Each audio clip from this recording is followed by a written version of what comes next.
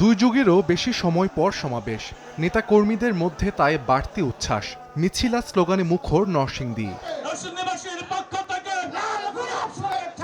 শুক্রবার বিকেলে সাটিরপাড়া কালীকুমার উচ্চ বিদ্যালয় মাঠে আয়োজন করা হয় জামায়াতে ইসলামীর জনসভা। স্থানীয় নেতাদের পাশাপাশি বক্তব্য রাখেন কেন্দ্রীয় নেতারা। বিদেশে পলাতক ফ্যাসিস্ট শেখ হাসিনা ও তার দোসরদের ফিরিয়ে এনে দ্রুত বিচার কার্যকরের দাবি জানান তারা।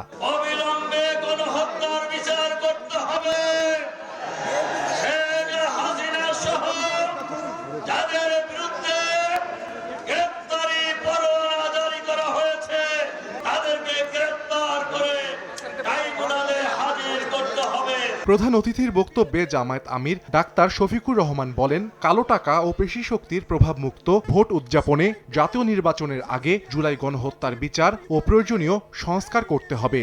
অর্ধেক পাউডারে দ্বিগুণ উজ্জ্বলতা, নতুন রিন অ্যাডভান্সড অর্ধেক পাউডারে দ্বিগুণ উজ্জ্বলতা।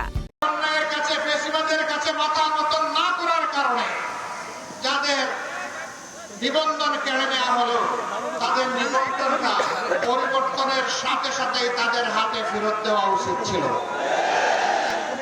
আমরা সরকারের কাছে দাবি জানাচ্ছি, অবিলম্বে আমাদের পাওনা আমাদের কাছে ফেরত দিন। প্রত্যেকটি গণহত্যাকারীকে দেশে হোক বিদেশে হোক পাকড়াও করে ট্রাইব্যুনালের হাতে তুলে দিতে হবে। খুনিদের বিচার করতে হবে, প্রয়োজনীয় সংস্কার সাধন করতে হবে, তারপরে একটা সুষ্ঠু নির্বাচনও দিতে হবে।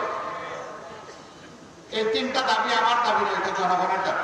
এদিকে মুন্সিগঞ্জের সিরাজদি খানে প্রীতি সমাবেশে দলটির সেক্রেটারি জেনারেল অধ্যাপক মিয়া গোলাম পরোয়ার অভিযোগ করেন, জামায়াতের অগ্রযাত্রাকে আটকাতে নতুন করে ষড়যন্ত্র হচ্ছে। বাংলাদেশের বিরুদ্ধে যেমন ষড়যন্ত্র ছিল, এখন নতুন করে এটা খেয়াল রাখতে হবে, আমাদের পথ কিন্তু কুসুমাস্তীর্ণ হয়নি, এখনো কণ্ঠকাকীর্ণ।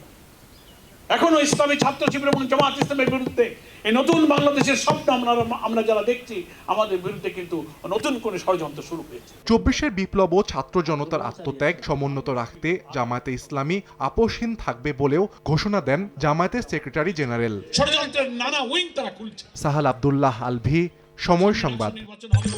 জাতীয় সংসদ নির্বাচন